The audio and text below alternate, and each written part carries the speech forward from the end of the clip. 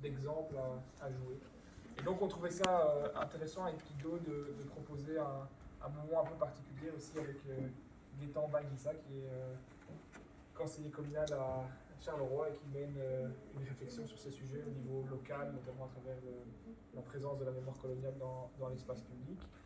Et on voulait profiter de cet après-midi pour réunir un petit groupe de personnes qui s'intéressent à ces sujets et pour avoir l'éclairage de Guido, Guido Grezels, qui est le directeur du musée, sur comment le musée aborde ces questions. Avoir l'occasion de faire une visite ensemble d'un parcours sur la restitution qui permet de découvrir certaines œuvres qui ont été spoliées, d'autres pour lesquelles des zones d'ombre subsistent, et d'avoir un échange informel entre nous. Je pense qu'il y a aussi des représentants, que ce soit de Anne Lamblin de l'IEV, Malik pour le Parlement. Donc l'idée est vraiment d'avoir un échange entre nous. Peut-être la façon, comme on est un groupe d'une taille relativement raisonnable, on peut commencer par peut-être faire un petit tour de rang où chacun peut dire en deux mots ce qui l'occupe, qui il est, ce qui l'occupe. Ce serait intéressant, comme ça on voit qui est qui, et après comme ça on laissera la magie de l'interaction. Et vous Je suis un humble serviteur de l'État. Un humble serviteur de l'État. Non, je suis Thomas Dermine, donc je suis secrétaire d'État pour la politique scientifique et entre autres responsable de tutelle sur les établissements scientifiques fédéraux. Donc c'est 10 musées, 10 institutions fédérales, dont des grands musées, le musée des Beaux-Arts, le musée de Cinquantenaire et le musée de Tervuren. Et c'est en cette capacité-là qu'avec Guido et les équipes, on a commencé à réfléchir sur la restitution des biens connus. Donc voilà, ravi de... Vas-y. Ah oui, d'accord. Moi, je m'appelle Hiro. Je suis conseillère communale à Molenbeek et je viens du Congo, et ça m'intéresse de savoir comment ça va se terminer, comment ça va évoluer. Voilà. Si ça se termine un jour. Si ça se termine un jour. Voilà. Anne Oui, donc moi je m'appelle Anne Lambelin, je suis vice-présidente du Parti Socialiste, mais je suis surtout conseillère à l'Institut Émile van der Velde. Moi je suis plutôt conseillère dans tout ce qui est relations internationales, donc plutôt pour les relations avec les pays d'Afrique, mais c'est ma collègue Sophie qui se présentera tout à l'heure, je ne sais pas où elle est, qui s'occupe aussi des affaires culturelles et donc qui pilote aussi une commission IEV sur la restitution. On travaille ensemble pour ces deux aspects-là. Et voilà, je suis ravie d'être ici aujourd'hui pour échanger avec vous. Voilà, moi c'est Malik Benachour. D'abord je remercie Thomas et responsable du musée pour l'invitation.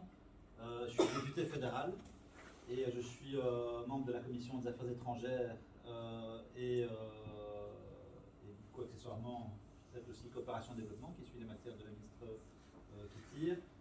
Mais je suis ici en tant que membre de la commission Congo. Qui est d'ailleurs ravi d'avoir enfin reçu le rapport des experts pour pouvoir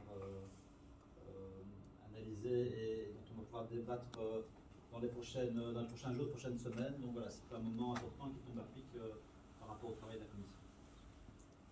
Géraldine Georges, moi je suis collaboratrice au groupe PS à la Chambre, donc je travaille directement avec Malik donc sur tout ce qui est matière affaires étrangères et la commission Congo. Bonjour, Leïla Agic, députée bruxelloise. Moi, j'ai été l'une des co-signataires de la résolution sur la décolonisation de l'espace public à Bruxelles. Et donc, évidemment, je suis ce qui est fait au fédéral et tout le travail qu'a débuté Thomas au fédéral. Et donc, merci aussi pour l'invitation. Je suis contente d'être ici aujourd'hui avec vous. Alors, bonjour à tous, moi c'est Lydia Métier-Lélé. Je suis échevine de l'égalité des chances de la Régie foncière et du patrimoine à la ville de Bruxelles. Et je remercie beaucoup le ministre Dermine de nous assister, de nous inviter aujourd'hui. C'est une preuve de considération vraiment pour surtout nous, les mandataires issus de la minorité aujourd'hui presque majoritaire africaine. Et voilà. Moi je suis Anne-Marie Julis, je suis historienne. J'ai fait des recherches avec M. Stengels. Normalement nous avons étudié sur Léopold II beaucoup d'aspects de son travail et j'ai fait un bouquin sur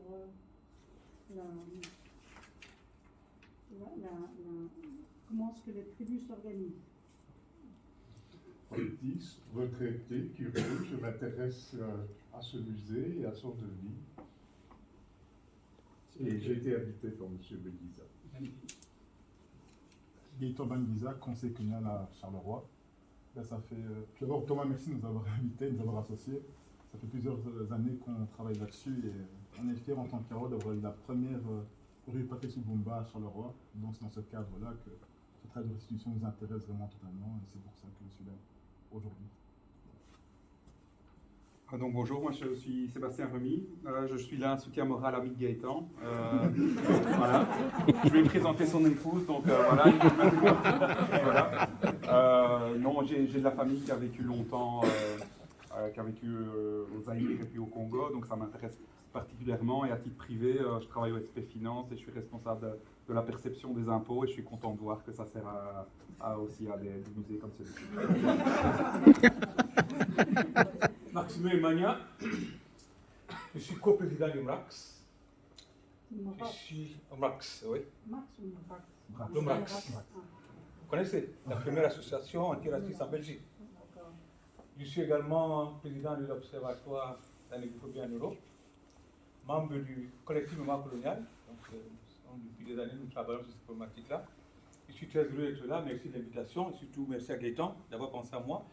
Parce que nous avons travaillé 8 ans pour mettre la rue Lumumba à Charleroi, la première rue Lumumba de Belgique, avec lui. Et je crois que c'est lui qui a été la porte d'entrée au niveau politique à Charleroi.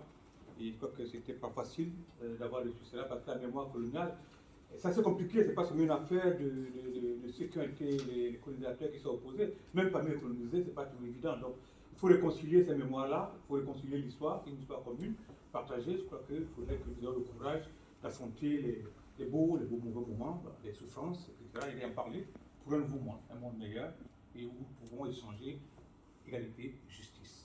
Merci. Bonjour, moi c'est Camélia Barchiche, je suis attachée de presse pour le groupe au Parlement bruxellois et pour la Fédé bruxelloise. Et à titre personnel, je suis d'origine algérienne et donc je sais le poids du passé colonial et son poids aussi dans la période contemporaine. Voilà, donc moi je suis Sophie Berlaymont et donc je travaille aussi et au Parlement et à la Fédération bruxelloise. Et donc on a eu une invitation du cabinet du ministre et on trouvait ça une chouette idée de venir en plusieurs. Je pense que c'est un sujet qui est important et à Bruxelles et dans toute la Belgique. Donc on a déjà eu des débats, mais les débats se poursuivent et je pense que c'est important qu'on soit là. Et donc je tenais à excuser aussi Ahmed Dawash qui n'a pas pu être présent. Il est revenu au Parlement, mais en tout cas je vais montrer que la Fédé était là et qu'on était vraiment très contents de cette invitation. Merci d'ailleurs. Bonjour, Julien Frédérius, je travaille à Présence et Action culturelle au PAC et je travaille sur les questions coloniales depuis maintenant une huitaine d'années, notamment avec Mémoire coloniale mais d'autres. Je m'intéresse notamment et on s'intéresse à l'espace public et on s'intéresse également évidemment aux restitutions et à la commission Congo avec laquelle on collabore, je dis avec laquelle, avec les députés avec lesquels on collabore. Fabrice Primont pour Wallonie-Bruxelles International. Je suis en charge de la coopération gouvernementale avec la RDC, le Rwanda, l'Afrique de l'Est aussi, une partie des pays qui bordent la Méditerranée. Merci. Bonjour à toutes et tous. Merci Guido, merci Thomas pour l'invitation. Donc moi, ma collègue Anne m'a déjà brièvement présentée. Donc je suis Sophie Pissard, je suis conseillère à l'Institut Emile van der Velde également, en charge de matières telles que l'égalité des chances, mais aussi la culture. Et donc, comme Anne l'a dit, je pilote un groupe de travail autour de la restitution des œuvres culturelles. Donc, éventuellement, si vous êtes intéressé également par cette thématique, je suis à votre disposition pour vous inclure dans ce groupe de travail. Et à titre purement personnel aussi, alors à la base, je suis philologue et spécialiste des langues et peuples indigènes, mais d'Amérique du Sud.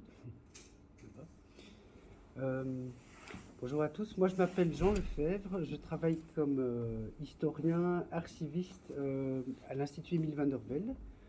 Et d'un point de vue plus personnel, l'histoire coloniale m'a toujours fort intéressé parce que j'ai moi-même publié un bouquin sur le rôle de l'armée belge au Rwanda entre 1916 et 2006. il y a quelques années. Bonjour, je suis Michel Ngouen de All Just ASBL.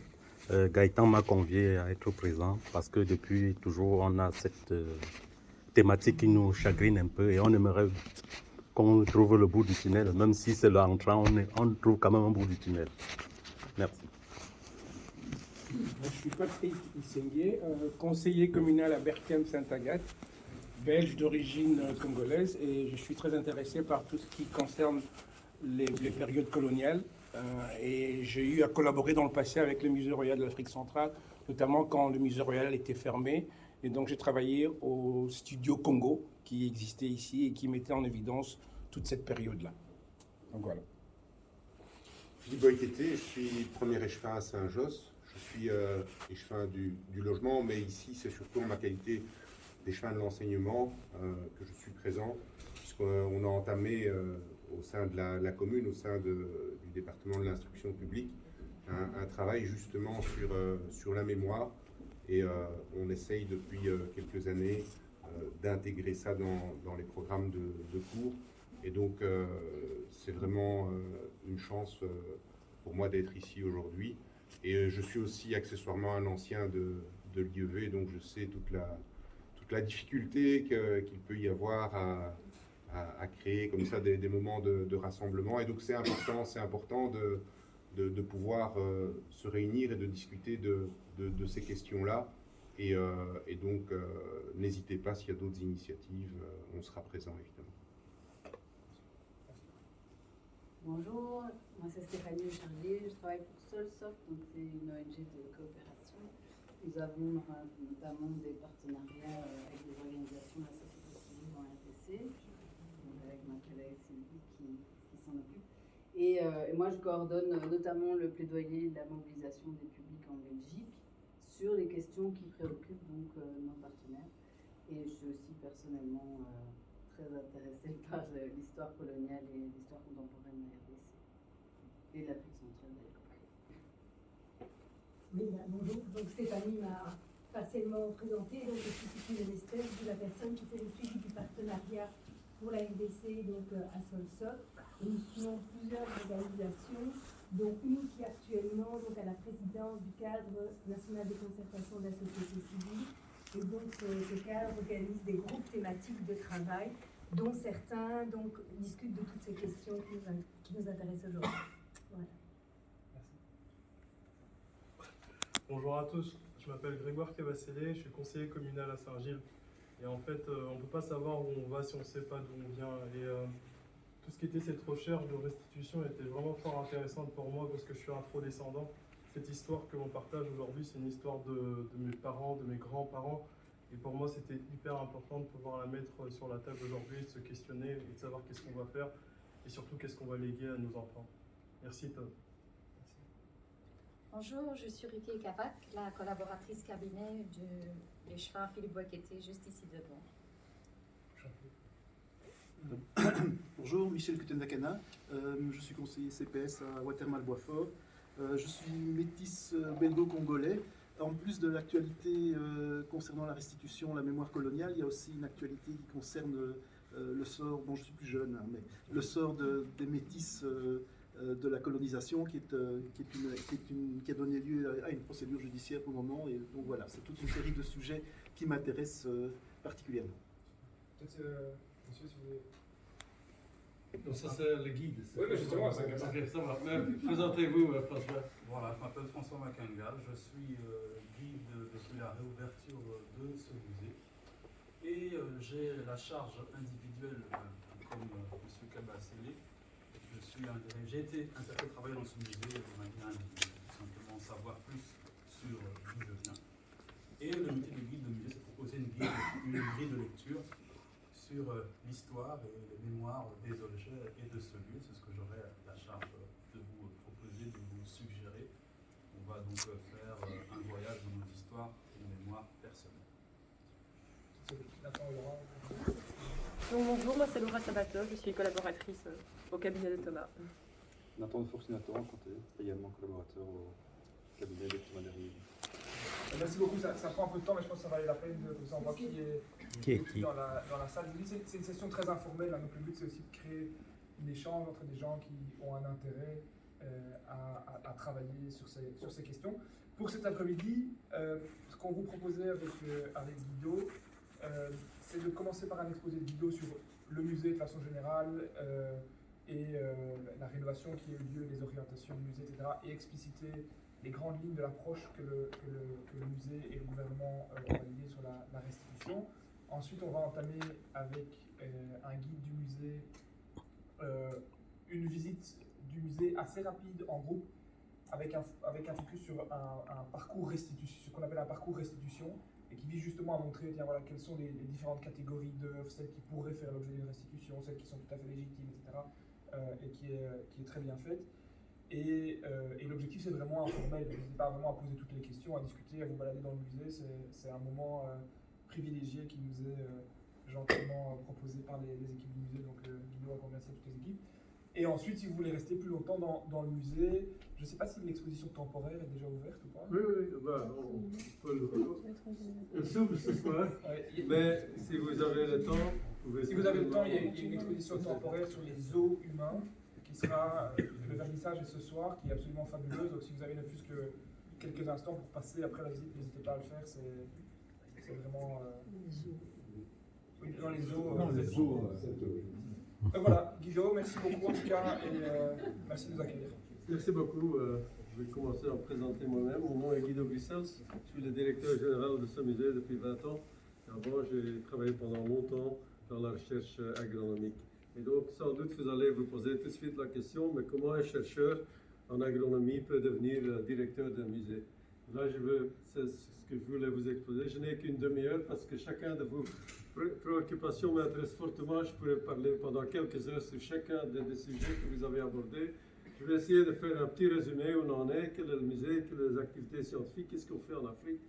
Et je vais terminer avec notre vision sur la restitution et sur les propositions de M. Dermine.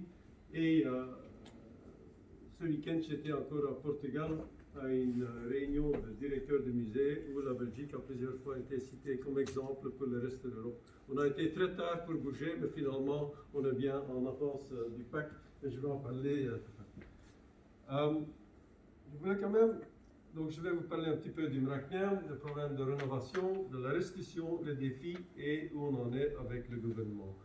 Peut-être au début, en 1885, il y a eu la conférence de Berlin où les pouvoirs européens ont coupé l'Afrique en morceaux et le Congo a été attribué au roi Léopold II, quasi à titre personnel. C'était le roi souverain du Congo. Très vite, il y a eu des problèmes, il y a eu des violences de droits humains, je vais en parler tout de suite. Et donc, il a organisé une exposition ici à Tervuren, où il avait un parc, il avait un château, le palais de colonie. Il a organisé une exposition temporaire pour convaincre le public belge que la colonisation était une bonne chose et pour trouver des investisseurs dans le Congo. Cette exposition était un grand succès aussi à cause qu'il y avait un zoo humain. Il y a eu 266 Congolais qui ont été emmenés ici à Tervuren, qui avaient leur village autour des étangs. 1,3 million de Belges sont venus visiter cette exposition. Donc, c'était le début de notre musée. On a été établi en 1898 comme le musée du Congo. Ensuite, suite aux violations des droits humains au Congo, surtout en association avec l'exploitation du caoutchouc, où des entiers villages étaient pris otages, brûlés, des gens qui ont été tués, massacrés, parce qu'ils n'avaient pas produit suffisamment de caoutchouc. Il y avait toute une protestation. Le mouvement humain, le mouvement des droits humains a été créé à cette époque-là pour mettre pression sur la Belgique pour reprendre le Congo comme le Congo belge. Et donc ça s'est fait en 1908 et en 1960. On est devenu le musée royal de l'Afrique centrale. Peut-être mettre en perspective, il y a très peu de gens qui se réalisent la superficie du Congo. On parle souvent typiquement congolais ou un Congolais ou le Congo. Mais le Congo, si vous mettez la carte du Congo sur la carte de l'Europe, vous avez un pays qui va de l'Irlande jusqu'à l'est de Pologne et du Scandinavie jusqu'au sud de l'Italie. Ça, c'est le Congo. Aussi, l'Afrique, souvent on parle de généralité en termes d'Afrique, mais l'Afrique a une superficie qui met ensemble les États-Unis, l'Inde, l'Europe occidentale, la Chine et l'Argentine, et il reste encore de la place après. Donc, on doit vraiment éviter de parler en généralisation sur l'Afrique et sur le Congo. Comme je disais déjà à l'époque, nous avons commencé avec une exposition temporaire. On a amené 266 Congolais qui avaient le village autour des étangs de Tervuren. Et donc le but était de convaincre le public que la colonisation était une bonne chose, que les Noirs étaient moins intelligents que nous et qu'il fallait absolument un programme de civilisation, et c'était pour justifier le programme de colonisation. C'est de ça qu'on a une exposition à ce moment qui s'ouvre aujourd'hui. Mais il faut bien dire que ces eaux humaines n'étaient pas typiquement belges. Il y en avait à Amsterdam, à Copenhague, à Paris, même dans des dizaines de pays aux États-Unis, en Europe et même en Asie, il y en a eu. Donc c'était pas typiquement belge, mais celui-ci est quand même important, surtout pour le développement de notre musée plus tard. Comme je disais déjà, c'était un grand succès, et donc ça a mené à l'établissement de notre musée en 1898 comme le musée du Congo. Au début, c'était un musée surtout pour faire la promotion pour le colonialisme au Congo. C'était des expositions sur les produits économiques congolais avec une importance pour la Belgique, et donc vraiment pour convaincre les investisseurs pour aller investir au Congo. Très vite, le palais des colonies, qu'on appelle le palais d'Afrique aujourd'hui, était trop petit, et on doit commencer à construire le bâtiment historique que nous avons aujourd'hui et qui a été terminé en 1910. Aujourd'hui, nous sommes vraiment un campus. Donc, c'est ce que je vais vous expliquer dans la prochaine minute, c'est que le musée n'est que moins d'un quart de nos activités en termes de budget, en termes de personnel. Nous sommes surtout un établissement scientifique. Et donc, il y a 8 bâtiments. Actuellement, vous êtes ici dans le pavillon d'accueil. Il y a le musée même. Il y a le pavillon Stanley où nous gardons tous nos archives historiques. On a des bâtiments sur l'histoire et avec nos publications. Il y a le bâtiment Kappa qui a été créé à l'occasion de la dernière zoo humaine au monde. C'est celui de Bruxelles en 1958. L'exposition mondiale de Bruxelles, là, il y avait un zoo humain. Et pour héberger le personnel africain qui travaillait là, nous avons créé le bâtiment Kappa. Kappa est centre d'accueil pour le personnel africain. Et là, nous avons les sciences humaines, gestion de collection et la biologie. Et il y a le palais d'Afrique, qui à l'époque était le palais des colonies, où nous avons les sciences de la terre, l'archéologie, aussi une partie de nos collections. Donc, on a un campus de 7 bâtiments. Et actuellement, nous avons environ 230 membres de personnel, dont 80 scientifiques. Donc, scientifiques avec un doctorat dans nos 4 domaines de recherche dont je vais parler tout de suite. Un aspect important de notre travail, c'est les formations. Nous avons chaque année environ 100 scientifiques africains qui viennent ici pour des formations en matière de géologie, en matière d'archives, en matière de restauration. Donc ça, on sent. En plus, on a beaucoup d'étudiants doctorants qui font le doctorat à l'université belge, mais qui, pour leur travail de terrain, travail de laboratoire, sont ici à Tervuren. Et cette année, on en a 62. 62 doctorants, dont 45 africains. Donc, pour la plupart des doctorants sont des Africains, ils font avec nous nos recherches. Chaque jour, on a environ 60 volontaires et on a un budget actuel de 18 millions d'euros.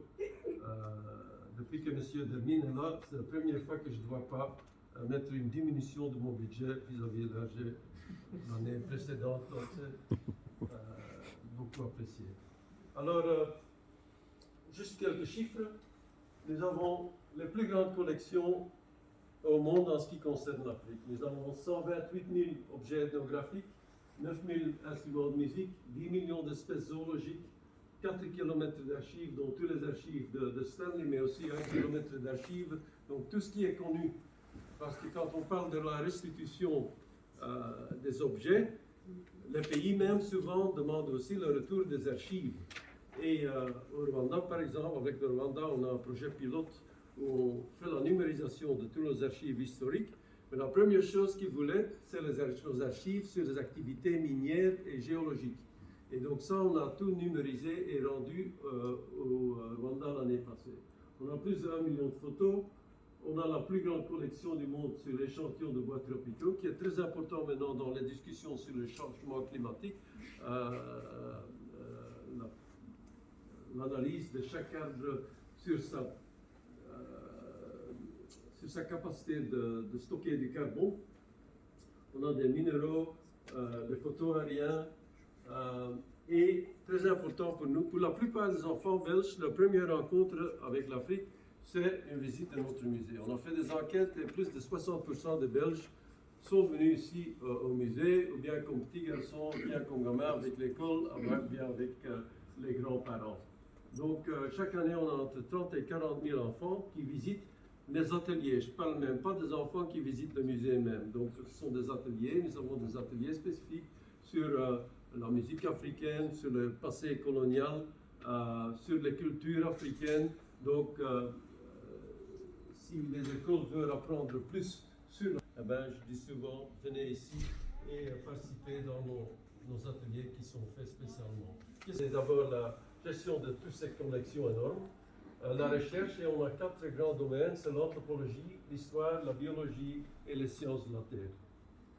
On a des services au public, on a un programme de diffusion de connaissances et de sensibilisation, et chaque année on a fait entre 2 et 3 expositions temporaires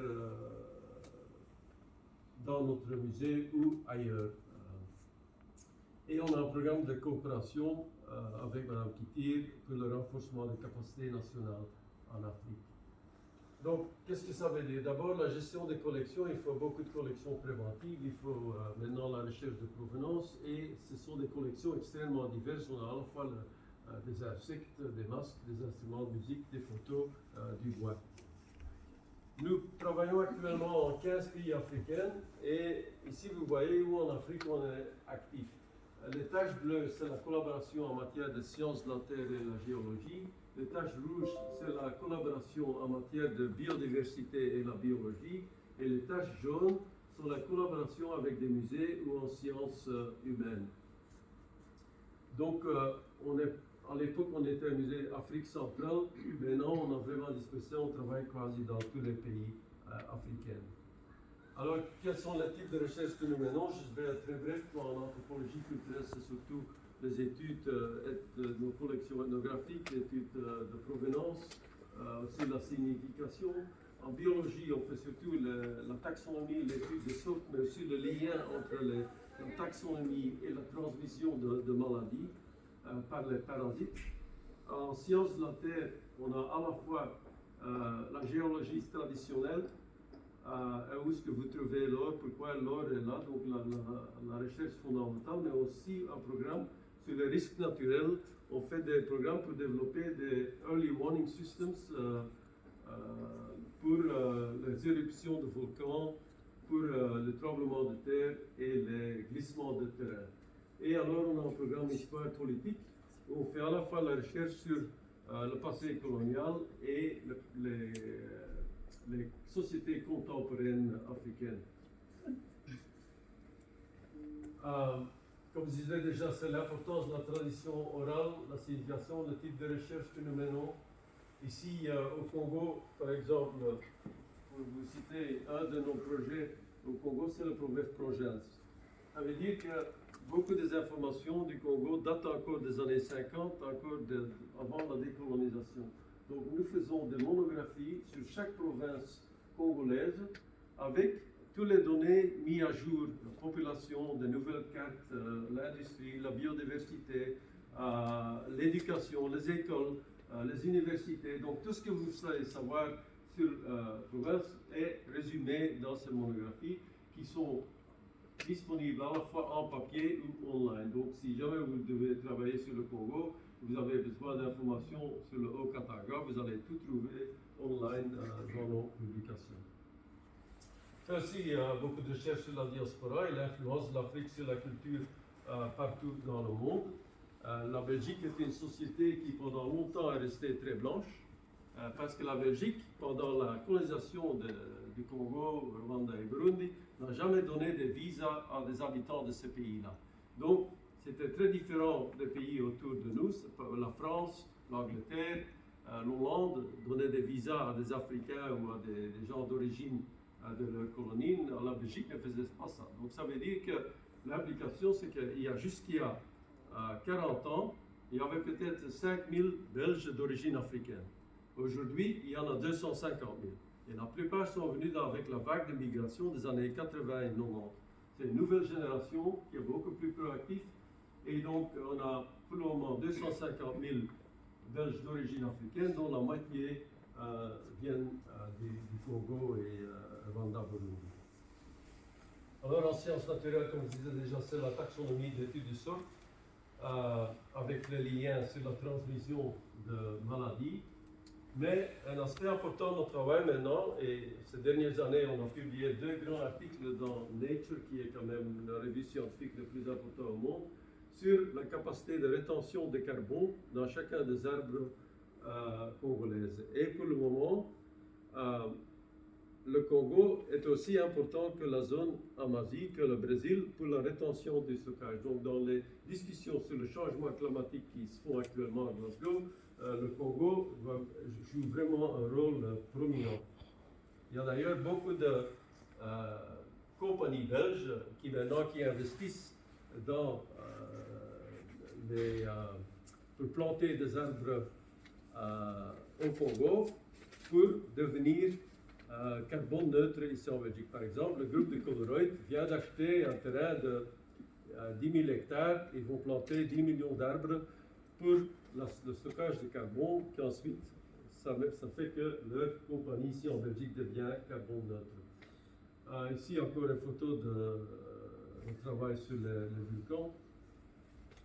Et on a un grand programme de numérisation aussi. On a beaucoup de collections, on a beaucoup de données, beaucoup d'archives. On veut que ça soit disponible pour tout le monde. Donc, on a un grand programme de numérisation de nos collections.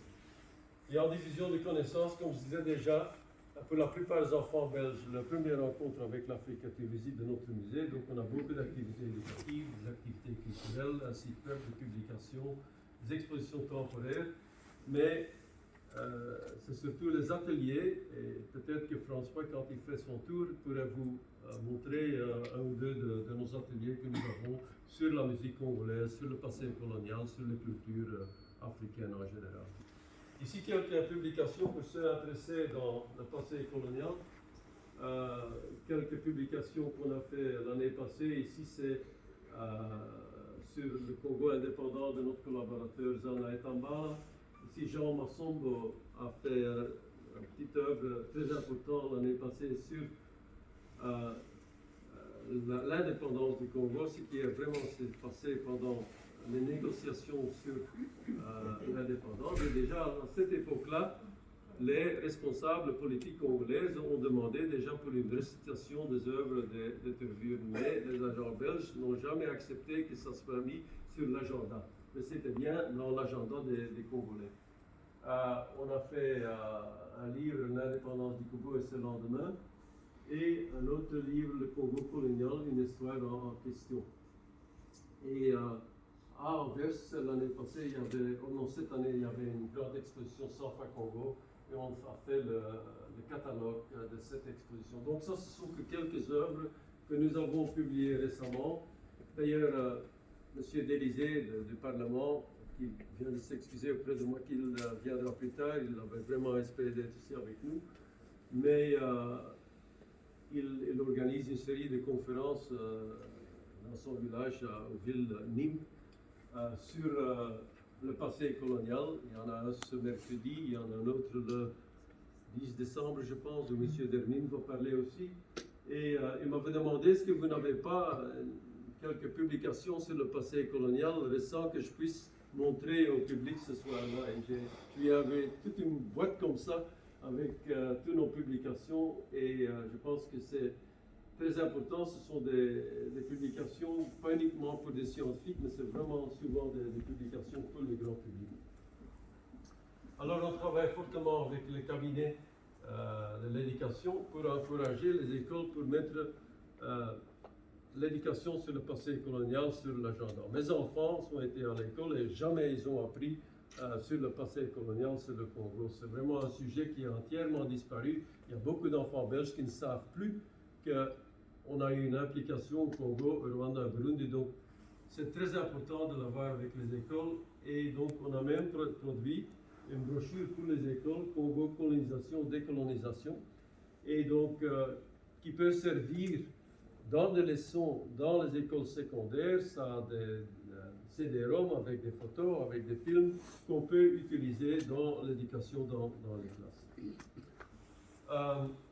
On a un programme aussi pour associer les personnes d'origine à nos collections, les activités, un programme d'artistes en résidence, un programme de journalistes en résidence, un programme de scientifiques en résidence, et un programme AfricaTube qui est vraiment spécifiquement pour assurer un accès à nos collections et pour mieux faire connaître les activités de nos musées dans l'Afrique même. Je vais être très bref sur la rénovation parce que François va parler en plus, mais je ne sais pas ce qu'il fallait rénover. Notre bâtiment du musée a été construit par le roi Léopold II, c'est inspiré par le petit palais et le grand palais, et c'est vraiment un bâtiment qui a été fait en honneur du roi Léopold II. Et donc il y a le monogramme du roi Léopold II, le double L. Vous allez, pendant votre visite, vous allez le voir 45 fois dans le musée. Et donc, partout, il y a des statues comme celui-ci, la Belgique apportant la civilisation au Congo, la Belgique apportant le bien-être au Congo, la Belgique apportant la... Donc, il y a vraiment beaucoup de cachets coloniaux dans le musée. Et donc, quand moi, je suis arrivé ici comme directeur, il y a 20 ans, moi, j'ai retrouvé le musée exactement comme il était en 1956, quand moi, j'étais un petit garçon de 4 ans qui venait avec mes parents visiter le musée. Et donc, je retournais 60 ans plus tard, presque pour voir qu'il n'y avait pas eu de changement dans l'exposition permanente. Dans la presse internationale, on a été souvent appelé le dernier musée colonial. Donc, il fallait faire une rénovation. Et donc, on voulait faire un musée sur l'Afrique contemporaine avec des thèmes contemporains en lien avec le développement durable, mais aussi, surtout, avec un regard critique sur le passé colonial. Et on voulait étendre beaucoup plus la voix des Africains. Et donc, une des premières lignes de notre plan stratégique qui date de 20 ans maintenant était que pour devenir un musée sur l'Afrique contemporaine, il faut absolument développer des liens avec les diasporas et avec les Africains eux-mêmes, sinon ça ne sert à rien. On ne peut pas faire un nouveau musée sur l'Afrique contemporaine uniquement avec des Blancs. Donc dès le début, on a travaillé en proche collaboration avec les diasporas. Et aussi, on a commencé avec une série d'expositions permanentes, d'expositions temporaires. En 2001, on a fait une exposition sur l'origine de nos collections. On est le premier musée au monde qui a fait cela. On se demandait déjà d'où viennent nos collections. Est-ce qu'ils ont été pillés? Est-ce qu'ils ont été acquis par les violences? Est-ce qu'ils ont été acquis par des missionnaires? Sous quelles conditions? Donc là, on avait déjà une exposition là-dessus. En 2005, on fait une exposition temporaire sur la mémoire du Congo, le temps colonial, où la première fois, il y avait un regard vraiment critique sur ce passé colonial. On a commencé à collaborer avec les communautés africaines qui nous ont aidés à développer une nouvelle salle d'histoire dans le musée, même avant la rénovation. Et en 2010, on a fait une grande exposition sur l'indépendance du Congo, mais sur base de l'histoire congolaise. En même temps, le premier objectif de la rénovation, c'était une nouvelle exposition permanente, mais on voulait aussi rénover le bâtiment même. Donc on a fait toute une rénovation du bâtiment, nouveau toit, nouvelle installation sanitaire, restauration de toutes les vitrines, de tous les marbres, mais on avait aussi besoin de nouvelles infrastructures. On n'avait pas de salle de réunion, on n'avait pas de salle d'exposition temporaire. Donc la seule façon de les construire, c'était un nouveau bâtiment, le bâtiment dans lequel vous êtes maintenant, qui a été construit comme un centre de conférence. Au premier étage, il y a un restaurant, il y a un shop au rez-de-chaussée. Ici, il y a des salles de réunion avec là, une salle pour faire des réceptions. Il y a un auditoire en bas, et alors avec un souterrain, ça vous amène vers le nouveau musée avec la nouvelle exposition temporaire. Alors très vite, François va vous guider. Ce que vous allez voir, c'est la salle langue et musique, Afropéa. Ici, il y a les salles avec tous les chefs-d'œuvre, salle biodiversité et paysage, salle des ressources, la longue histoire et l'histoire coloniale. Et ensuite, rituels et cérémonies. Et ce que François va vous donner, c'est un tour spécial que nous avons fait sur la provenance de nos objets en lien avec les discussions sur la restitution. Ici, reste du temps, M. Dermine va vous inviter ici au Studio Rumba pour apprendre la danse congolaise, ou bien vous apprendre sur la biologie dans le Taxolab. Il y a des zones de représentation, on montre des films et des photos de l'époque coloniale avec un voice-over africain aujourd'hui, et il y a le Studio 6 pour les enfants. Donc on a une zone interactive dans chaque coin du musée. Ici, juste une image de la façon que nous avons fait le nouveau musée. Il y a toujours un Africain au centre du message qui raconte de quoi il s'agit. Ici, c'est sur l'éducation, c'est dans la salle rite et cérémonie. On a des sections sur la naissance, le mariage, l'éducation, le bien-être, la mort. Et chaque fois, il y a un Africain ou une Africaine qui parle sur le sujet, et c'est illustré avec des collections historiques et des collections contemporaines. Il y a beaucoup de salles dans le musée qui ont un cachet colonial assez fort. Comment est-ce qu'on a fait pour équilibrer, enfin on peut pas équilibrer, mais quand même lancer le débat? On a dans chaque salle avec un cachet colonial très fort, on a invité un artiste contemporain pour faire le dialogue avec les messages coloniaux. Par exemple, ici c'est la salle de mémoire où il y a les noms de 1500 hommes blancs qui sont décédés dans les premières années de la colonisation. Il n'y a aucune trace de centaines de mille de Congolais qui sont décédés au même moment. Donc on a demandé à un artiste africain, Frédéric Sima, de faire une installation. Il a mis les noms de 7 Congolais qui sont décédés ici pendant l'exposition de 1897 sur les fenêtres. Et quand le soleil brille, leurs noms sont projetés sur les noms des hommes blancs africains avec deux objectifs. D'abord, ça nous rappelle des centaines de milliers de victimes congolaises de la colonisation. Et deuxièmement, symboliquement, ça met une ombre sur le passé colonial belge. Alors on parle dans le musée beaucoup de la période coloniale, où il y a 3 étapes. Il y a l'État indépendant du Congo, où il y a la violence surtout associée avec l'exploitation du caoutchouc. Il ne faut pas oublier, à cette époque, Henry Ford avait développé les premières automobiles. Dunlop avait développé le principe des pneus. Il fallait du caoutchouc en forme naturelle. Il n'y avait que 2 pays au monde où il y avait le caoutchouc, c'était le Congo et le Brésil. Donc le prix augmentait, et donc ça a amené à des abus fondamentaux sur les droits humains au Congo pour l'exploitation du Congo. Ensuite, il y a eu la période du Congo belge, qui est une période où la Belgique a essayé de développer une colonie modèle, mais finalement, ça a été une approche qui est très paternaliste, raciste et autoritaire, avec une exploitation du pays. Et ensuite, il y a la période d'indépendance, la décolonisation du Congo, Rwanda et Burundi. Et toutes les 3 périodes sont traitées dans notre salle passé colonial. Alors, est-ce que nous, on en est avec le passé colonial? On se démarque du colonialisme en tant que système. Quand on regarde la définition du colonialisme, le colonialisme est un système de gouvernance qui est basé sur une occupation militaire, sur une gouvernance raciste et autoritaire et sur l'exploitation d'un pays. On ne peut que prendre distance et que c'est un système immoral que nous n'aurions pas dû soutenir. Ça ne veut pas dire qu'on n'a pas de respect pour des conditions individuelles, et nous regardons surtout comme le musée comme un forum pour le débat. Comme je disais déjà, tout ce qu'on fait actuellement, on fait en co-création. Donc chaque activité pour le public se mène en co-création avec quelqu'un d'origine africaine ou africaine même, dans un rôle majeur. Et aussi dans la période de rénovation, on a beaucoup travaillé avec les diasporas africaines et les spécialistes d'Afrique. Avec quelques mots sur la restitution. Comme je disais déjà à l'époque de l'indépendance, en 1960, les dirigeants congolais avaient dans leur agenda la demande de restitution des objets qui étaient ici à Tervuren. La Belgique n'a pas voulu mettre sur l'agenda des négociations. Alors, quelques années plus tard, en 1973, le président Mobutu a donné un discours à l'Assemblée générale Nations Unies. Qu'est-ce qui se passait à cette époque?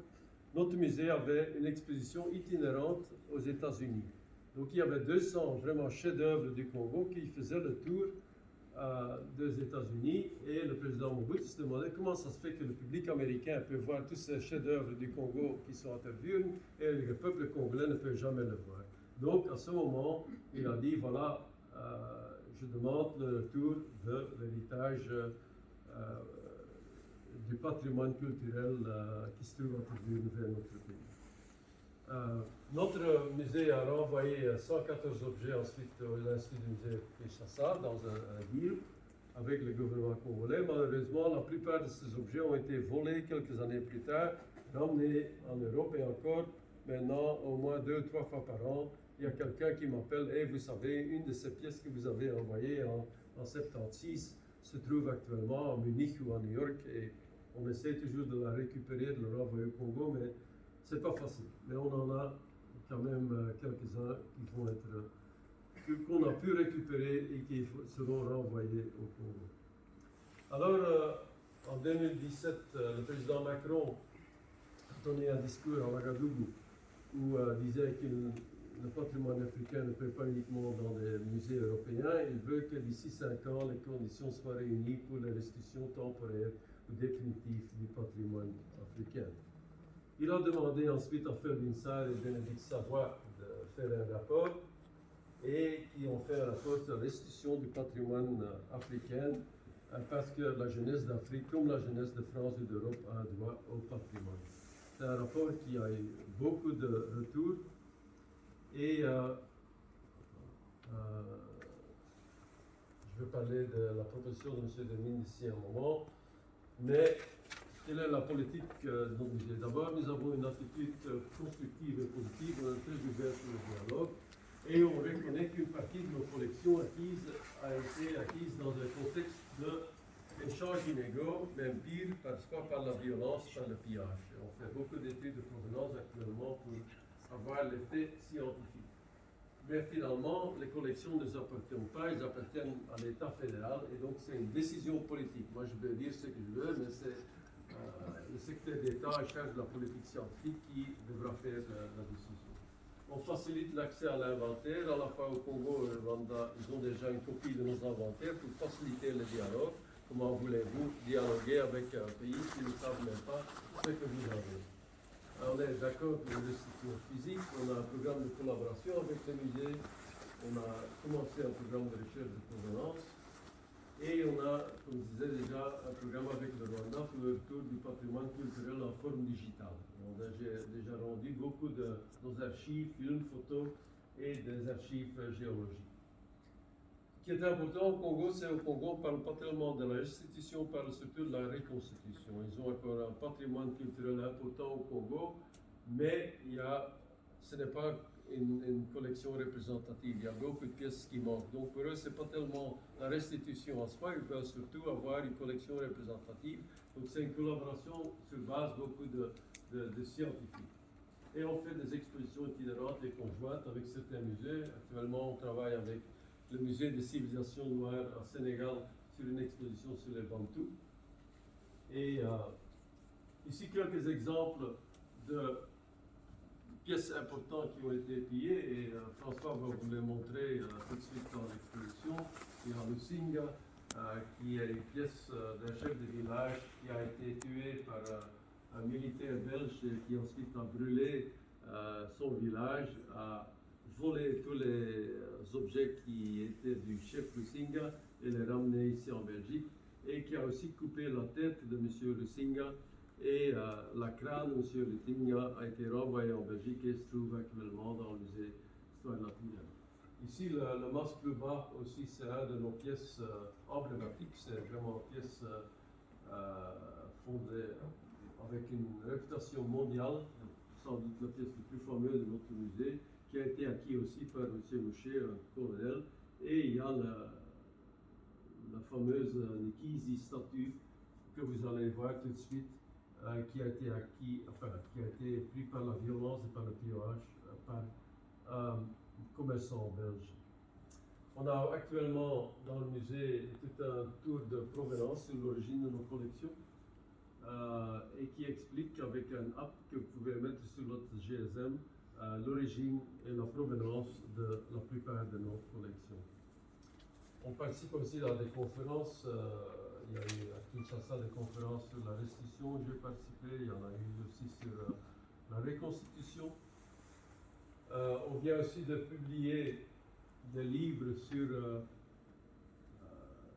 les archives coloniales en Belgique, où se trouvent les archives, pas uniquement ici à Tervuren, mais aussi affaires étrangères, dans plusieurs musées provinciaux, dans beaucoup d'institutions universitaires. Et donc on vient de publier ces deux guides où tout ce que vous voulez savoir sur le passé colonial, vous pouvez trouver où se trouvent les archives. Alors, où est-ce qu'on en est maintenant? Dans plusieurs pays européens, il y a eu des initiatives. L'Allemagne a pris des initiatives, va renvoyer 500 pièces au Bénin bientôt, déjà renvoyé des pièces en Namibie. Et aussi, ils ont fait un plan stratégique qui dit que la recherche de provenance est vraiment la première priorité de chacun des musées, la recherche de provenance sur les collections coloniales. En Hollande, on a fait un plan stratégique aussi, et là, c'est une procédure beaucoup plus lourde, mais ils vont renvoyer des pièces aussi en Indonésie. En France, le président Macron vient de décider de renvoyer 26 pièces au Bénin. Ça se fera demain. Mais en même temps, la France est en train de construire 3 nouveaux musées au Bénin et progressivement, de plus en plus, les pièces sont envoyées. Et ici en Belgique, on a eu la proposition du secrétaire des Mines qui veut faire, en vue de la situation très mauvaise au Congo actuellement, où il y a très peu de lieux de stockage, très peu de capacité, M. des Mines a décidé de séparer la situation du transfert matériel de la propriété légale. Et donc, ce qu'il propose, c'est que tout ce qui a été, de tout ce qu'on est sûr que ça a été acquis par la violence ou par le pillage, automatiquement, ça deviendrait la propriété de l'État congolais. Et ensuite, c'est au État congolais de décider qu'est-ce qu'ils veulent faire avec. Est-ce que ça doit être, ça doit revenir au Congo? Est-ce que ça peut rester ici pendant combien de périodes et sur quelles conditions? Donc, par exemple, c'est très impossible que le masque Luba, par exemple, qui est un chef-d'œuvre, est vraiment un masque qui est très fameux, que les Congolais disent, voilà, pour le moment, ça peut rester à Tervuren, mais vous nous payez un loyer, disons, je ne vais pas utiliser un chiffre parce que sinon il sera cité demain dans la presse, mais on pourrait faire ce genre d'arrangement. Mais si le Congo dit non, c'est payé, ça nous appartient, ça sera rendu. Donc ça c'est la politique belge. Et donc qu'est-ce qui se passe maintenant? M. Dermine va au Congo le 22 novembre ou le 26 pour en discuter avec les autorités congolaises et ensuite un modèle d'opération sera développé. Et on va aussi établir, M. Dermine va établir une commission Congo-belge qui se décidera. Parce que ce n'est pas à nous de décider, ça c'est acquis légalement, ça n'a pas été acquis légalement. Je pense qu'on peut faire les recherches de provenance, mais ensuite c'est une commission indépendante qui devra prendre la décision si oui ou non renvoyer des pièces. En plus, il y a un rapport des experts sur la commission parlementaire sur le passé colonial qui vient d'être publié. Et là, il y a un chapitre important sur le patrimoine culturel et les questions de restitution, où eux aussi disent, voilà, quand ça a été acquis par la violence, ça doit retourner au Congo. Mais il reste beaucoup de questions. Par exemple, pour la violence et le pillage, c'est très clair. Et qu'est-ce qu'on fait avec l'échange illégal? La plupart de nos collections sont venues ici par des missionnaires. Et comment est-ce que ce missionnaire a acquis une collection particulière? Est-ce qu'il a dit, je vais la payer? que c'est un prix convenable ou est-ce qu'il a dit je vais prier pour vous ou c'est le bon Dieu qui va vous remercier? On ne le sait pas. Donc il faut faire la recherche de provenance. Aussi beaucoup de choses qui ont été données, soi-disant données. Est-ce que c'est vraiment donné? Par exemple, je vais prendre souvent l'exemple de notre pirogue. Quand vous allez entrer là, vous allez voir notre grande pirogue. Jusqu'à présent, on a toujours dit que c'était un cadeau des Congolais au roi Léopold III quand il a visité le Congo. Est-ce que c'était vraiment un cadeau spontané par les Congolais ou est-ce que c'était l'administration belge qui a dit qu'il faut mieux faire un beau pirogue, une belle pirogue pour le roi quand il visite et les a obligés de donner. Donc, il faut réfléchir sur ce que ça veut dire un don. Ensuite, il y a la question à qui restitution. Est-ce que c'est de l'État à l'État? Est-ce que c'est aux communautés d'origine? Est-ce que c'est aux musées nationaux? C'est une grande discussion. Quand on a fait de la recherche de provenance de certaines de nos pièces, dans les villages d'origine même, les villages ont dit la restitution, oui, mais ça doit revenir chez nous, ça ne sert à rien que vous renvoyez la pièce à un musée à 2000 km d'ici. Mais ça vous donne beaucoup de problèmes pratiques. Et ensuite, le rôle de la diaspora. Mais qui devrait avoir une voix, mais comment il va commencer. Voilà, je vais terminer mon exposé ici. Je regrette qu'il a été un peu long, mais de l'autre côté, vous avez tellement d'intérêt que c'est difficile d'échapper. Mais donc aujourd'hui, on ouvre une expo sur les eaux humaines. Si vous avez le temps encore avec votre visite, vous êtes tout à fait libre, mais je pense que vous voulez aussi encore faire des discussions ici. En tout cas, le musée est à vous aujourd'hui. Vous pouvez vous réunir, avoir des réunions ici. François Makanga va vous donner tout de suite un écouteur.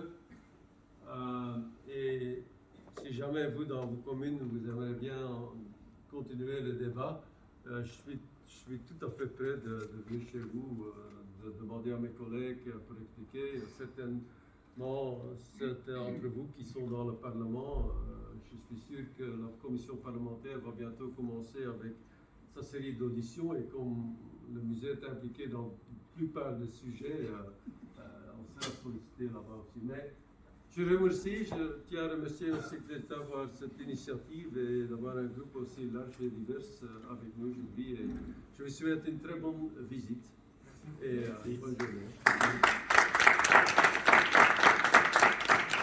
S'il y a encore une question brûlante, je vais bien la répondre. Mais merci. Oui, merci Guido. Une question? Je veux juste demander de préciser un peu le projet pilote entre la Belgique et le Tour du patrimoine parce que ça m'intéresse vraiment et j'aimerais voir dans quelle mesure on peut envisager la même chose avec le Congo. C'était un projet parce que le Rwanda est beaucoup plus petit. Et donc pour nous, c'était aussi une phase méthodologique. Comment est-ce qu'on fait ça? Est-ce que les archives sont accessibles? Bonjour, M. Delisée, je regrette qu'on vient de terminer la présentation. Désolé. Et donc, le projet Rwanda, on a déjà bien avancé, on a déjà retourné tous les archives géologiques, une bonne partie des archives politiques et historiques, les films, les photos, les instruments de musique. La semaine passée, on a une délégation qui a remis toutes les enregistrations sonores, musicales.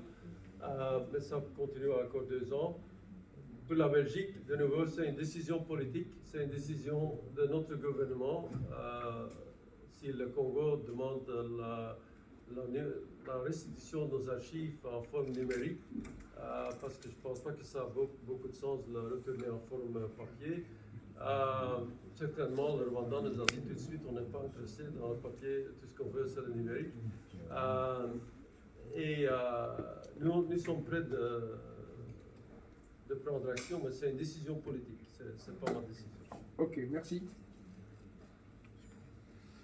Eh bien, merci Guido. Et alors, ce que je vous propose, c'est qu'on passe à la visite alors avec François qui attend avec les écouteurs. Merci.